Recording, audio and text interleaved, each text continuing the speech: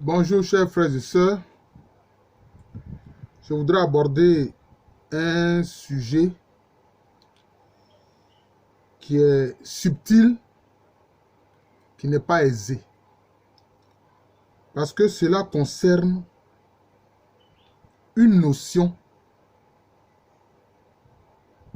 qui fait partie, disons, de l'univers spirituel des anciens Égyptiens. J'ai fait déjà une vidéo en parlant du Ba et de ses liens avec des noms de peuples, de personnes en Afrique. Noms de personnes et de peuples à travers lesquels on perçoit le terme de Ba. Le fait que cela soit récurrent et que cela se retrouve chez différents peuples d'Afrique, je trouve que cela n'est pas un hasard. Je veux faire le même exercice, c'est pour ça que je dis que ce n'est pas facile, avec la notion de cas. Le cas fait partie aussi de l'univers spirituel des anciens Égyptiens. Quelquefois, cela est traduit par la force vitale, le principe de vie qui est en l'être humain. L'être humain naît avec le cas en lui, qui est une force vitale, qui est un principe de vie, qui est un principe, disons, divin en l'homme, qui est un principe d'énergie, qui est comme une sorte d'esprit immortel qui est en l'homme. Je ne sais pas si les termes français utilisés pour rendre la notion de cas, comme je le fais ici, sont exacts. Ça peut avoir des liens, mais ça peut ne pas être tout à fait ça. Parce qu'il faut savoir que chaque langue a sa spécificité. Et quelquefois, dans une langue, une notion n'est pas facile à traduire dans une autre langue. Surtout que, ici, il s'agit de la langue française, une langue indo-européenne. Or, on sait que beaucoup d'études ont montré que l'Égyptien ancien a une connexion génétique avec les langues africaines. Et à ce propos, il y a beaucoup d'ouvrages. On peut lire à ce propos-là les ouvrages et les écrits du professeur Théophile Obenga. Vous voyez. Mais il y a aussi, je crois, différents ouvrages que le professeur Kovi Rekmira a présenté durant l'un de ses lives sur les questions de hiéroglyphes.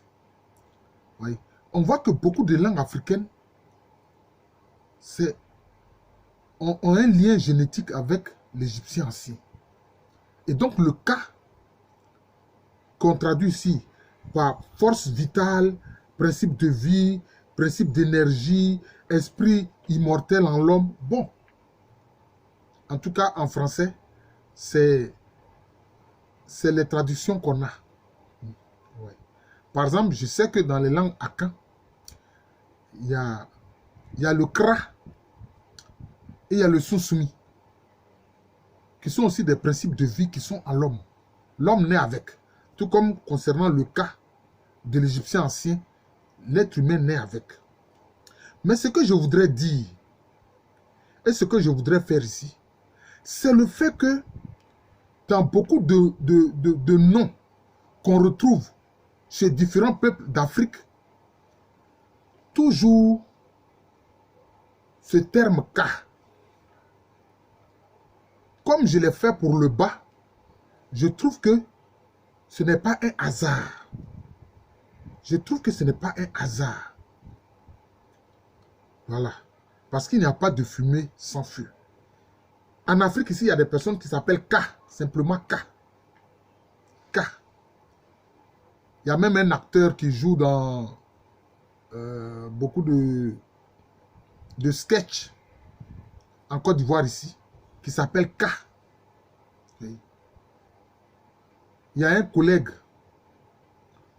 de l'université Félix Oboin ici, qui est, je crois, à l'UFR de criminologie, qui s'appelle K. Zion.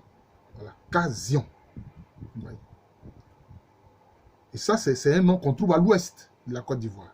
Vous avez par exemple le nom Kalou. Comme Kalou Bonaventure. Il y a un footballeur qui s'appelle Kalou Bonaventure. Voilà, le K. Il y a Kanou. Kanouté. Kanouté qui est un nom qu'on trouve chez les groupes Mandé, Bambara, etc. Et puis il y a Kanaté. Kanté. Vous voyez. Kamaté. Kamara. Est-ce que c'est un hasard? Je ne le pense pas. Le fait que autant dans l'onomastique on trouve des noms avec la résonance et le préfixe K n'est pas un hasard. On peut prendre aussi des exemples chez les peuples Akan. Le peuple Akan le plus connu, c'est le peuple Ashanti, bien sûr. Vous avez Kakou. Vous avez Kassi. Vous avez Kafou ou Akafou. Vous avez Akani. Vous avez Aka. Le A ici n'est que, disons, une voyelle. Et maintenant, vous avez aussi le nom Kama, qu'on trouve d'ailleurs chez les Attiers de Côte d'Ivoire. Les Attiers, c'est un groupe Akan lagunais. Mais dans beaucoup de langues Akan, Kama, cela veut dire beau. Kama, ça veut dire beau. Klama, les amis disent Klama. En plus, on dit Kama, et il y a Kama. Ça dit que c'est beau, vous voyez. Mais parce que qu'est-ce qui peut être beau? Mais c'est le principe vital. L'esprit immortel en l'être humain ne peut qu'être beau. Par contre, quand on veut dire que quelque chose est effrayante, et fait peur, etc., on dit quoi? On dit caca, caca mou. Il y a l'artiste Mewe et d'ailleurs en Côte d'Ivoire c'était comme ça. Comment on appelle ces hélicoptères de combat russes, je crois les Mi-24, Mi-25, etc. Les gens ont appelé ça en Côte d'Ivoire caca-mou. C'est-à-dire, quand on dit caca-mou, c'est-à-dire que c'est une sorte d'être qui fait peur, une sorte d'animal qui fait peur. Voilà. Oui. Voilà. Oui. Donc, il y a encore d'autres mots. Par exemple, dans les langues Tui, dans les langues Akan, en Agni notamment, en Zema, etc. Quand on dit ka, ça veut dire rester. Ka, rester. C'est ce qui reste. C'est ce qui reste. Est-ce que c'est ce qui reste quand le corps physique meurt? Voilà. Mais ka, ça veut dire aussi dette. Le mot ka veut dire dette. Voilà. Ça veut dire dette. Et puis ka veut dire aussi mordre. Mais vous pouvez dire, mais quels sont les liens entre rester, dette et puis mordre? Mais une dette reste toujours à être comment? À être soldée. Une dette là, elle est à solder. Voilà.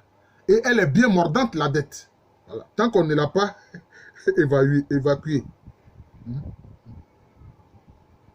Et puis, vous avez d'autres noms.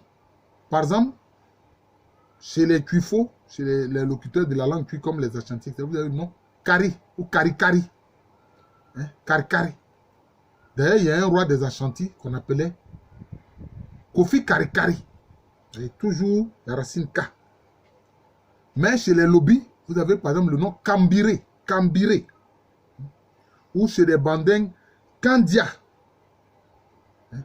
Ou bien aussi, dans les langues Akan, on dit quand, ça dit ce qui est petit.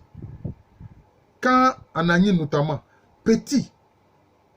Mais parce que le cas, l'esprit immortel, est tout petit à l'intérieur. Vous voyez? En observant le corps physique, on ne peut pas voir le cas, qui est un esprit, qui est une sorte d'élément très petit en l'homme, mais qui est l'élément de vie, qui est la force vitale. Vous savez tout ce qui est comme force dans ce qui est petit. Voilà, je n'ai pas besoin de vous parler de l'atome et de la bombe atomique. Vous voyez, donc c'est cela. Et puis, vous avez par exemple, chez certains groupes mandingues, le nom de Kamaya, qui veut dire aîné. Aîné. Un aîné. Voilà. Kamisoko. Kamisoko. Vous voyez, Kamisoko. Donc, on remarque que le nom K est un nom est un mot qui, désignant l'esprit immortel, la force vitale, le principe de vie en l'homme, chez les anciens Égyptiens, curieusement, se retrouve dans les noms, dans l'onomastique de différents groupes en Afrique. De différents groupes en Afrique. Kara, comme Kamagate, Kano, Kara, etc. Donc, Kafo, Akani. Vous voyez? Donc, c'est ça. C'est ça.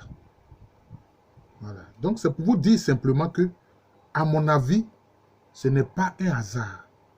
Alors, quand j'ai fait la vidéo concernant le bas, qui renvoie sans doute à l'âme, en l'homme, qui est aussi un principe en l'homme, il y a d'autres qui ont complété, en faisant des commentaires, ils ont complété. Cela m'a plu. Alors, pour le cas, également, je vous invite à le faire. Je vous invite à le faire. Il ne faut pas que les vidéos soient trop longues, vous voyez. Il y a vraiment, au plan linguistique, par exemple, dans les langues akan, ka rester, ka d'être, ka mordre, ka kama, ce qui est beau. Voilà. C'est cela. Cela veut dire que le lien entre l'Égyptien ancien, entre l'Égypte antique et l'Afrique est aujourd'hui tellement évident. C'est tellement évident. Voilà. Je suivais récemment un des lives du professeur Kovi qui disait que pour exprimer par exemple le futur dans l'Égyptien ancien, c'est Na. Na, pour exprimer le futur. Mais cette façon d'exprimer le futur entièrement, par simplement le terme Na, cela n'existe nullement dans les langues sémites et cela n'existe nullement dans les langues indo-européennes. C'est dans les langues africaines qu'on voit ça. Il dit par exemple dans le Yoruba, c'est Wa. Mais moi, j'y pensais, j'ai dit, mais tiens, pour exprimer le futur dans la plupart des langues akan, c'est Ba. Hein? C'est Ba. Ba, Wa, Na. Bon, vous voyez que c'est la même chose. Il dit, mais Ba, ça dit que j'arrive. Mba, je vais venir. Donc, vous voyez là, c'est simplement le Ba, hein, avec l'expression venir. Bon, ça rend le futur. Donc, voilà ce que je voulais dire concernant justement le cas, ce principe d'esprit immortel, force vitale, dont parle l'Égypte antique. Et que, curieusement, on a beaucoup de noms, d'expressions dans les langues africaines qui, et aussi les noms, donc l'onomastique en Afrique, qui prend racine à travers ce nom de Ka. Kaku, Kassi, etc.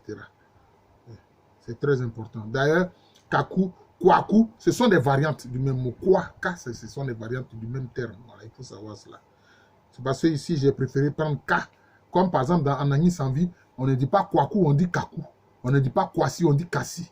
Voilà, c'est comme ça. Voilà.